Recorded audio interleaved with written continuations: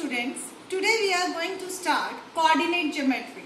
Coordinate geometry we have studied in 9th standard also.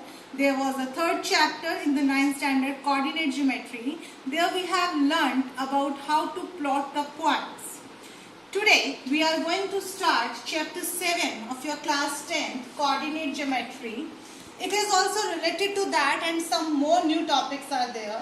Let's recall the 9th class one first of all. Distance of a point from x-axis is called y-coordinate or ordinate. Whenever we have a point from the x-axis, when we see, then that distance, accordingly that distance is called ordinate. Distance of a point from y-axis is called x-coordinate or abscissa.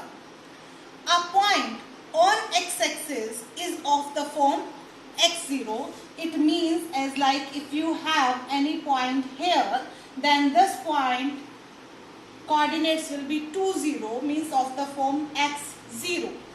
A point on y-axis is of the form 0y.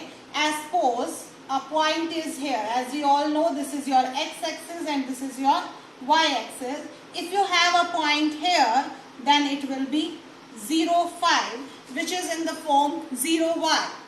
Ordered pair is x, y. Whenever we are writing the abscissa at the first place, ordinate at the second place, and we write them with comma in the brackets, then it is called the ordinate pair of coordinates. Now, in your syllabus, we have 3 topics. First one is distance formula, second is section formula, and the third is area of our triangle. Today we are going to discuss distance formula. Distance formula is under root of x2 minus x1 whole square plus y2 minus y1 whole square. Now what is this x1, x2, y1, y2? Here we are going to discuss 2 points. As like in this figure, in x-axis and y-axis, in the Cartesian plane, I have a point P 4, 6 and Q 6, 8. So it means this we can denote as x1, y1 and this we can take as x2, y2. So it means the abscissa's values I have taken as x1, x2 and the ordinates I have taken as y1, y2. So the distance formula says x2 minus x1 whole square plus y2 minus y1 whole square. So let's find by using this formula the length of PQ, or you can say the distance between P and Q. Here we have x2 is 6 and x1 is 4. So x2 minus x1 means 6 minus 4 whole square plus y2 minus y1, so it means 8 minus 6. 8 minus 6 whole square. What is your 6 minus 4? That is 2. So the square of 2. 8 minus 6 is the 2. So the square of 2.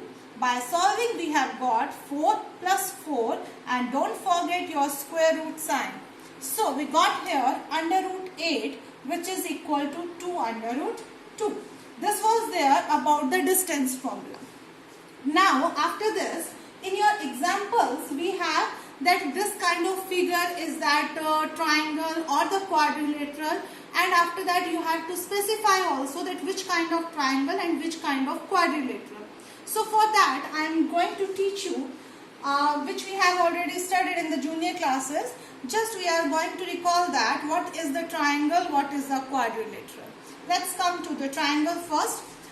Whenever we have a figure which is formed with the 3 points, that is called a triangle.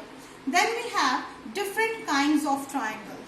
First of all, we have equilateral triangle. An equilateral triangle has all 3 sides equal. So if your question is given to you that you have to check that which kind of triangle is given to you, then you need to find the distance between all the 3 sides. And if you get all 3 sides equal, then you can say it is an equilateral triangle. Second is the isosceles triangle. If you get any 2 sides equal, then we say it an isosceles triangle. Third, we have right angled triangle. Sum of the squares of 2 two sides when equal to the square of the third side, then it is called a right angled triangle. It means Pythagoras theorem. If it satisfies the Pythagoras theorem, the sum of the squares of two sides equal to the square of the third side. Next we have scalene triangle. When sum of two sides is greater than the third side and we don't have any other part of this kind, then we are saying it a scalene triangle. Now let's come to the quadrilaterals. What is a quadrilateral? A figure formed with 4 points is called a quadrilateral, a closed figure which is formed with the 4 points. Then we have different kinds of quadrilaterals. We are going to discuss first of all parallelogram. If we have opposite sides equal and diagonals unequal, then we say it is a parallelogram. When we have opposite sides equal and both the diagonals also equal, then we say it is a rectangle. When we have all 4 sides equal and the diagonals unequal, then we say it is a rhombus. And when we have all 4 sides equal and both the diagonals equal, then we say it is a square. Now, why we have discussed this all? Because in your examples and in your exercise questions, you are going to get questions related to this, that you have to check which kind of triangle or which kind of quadrilateral you got.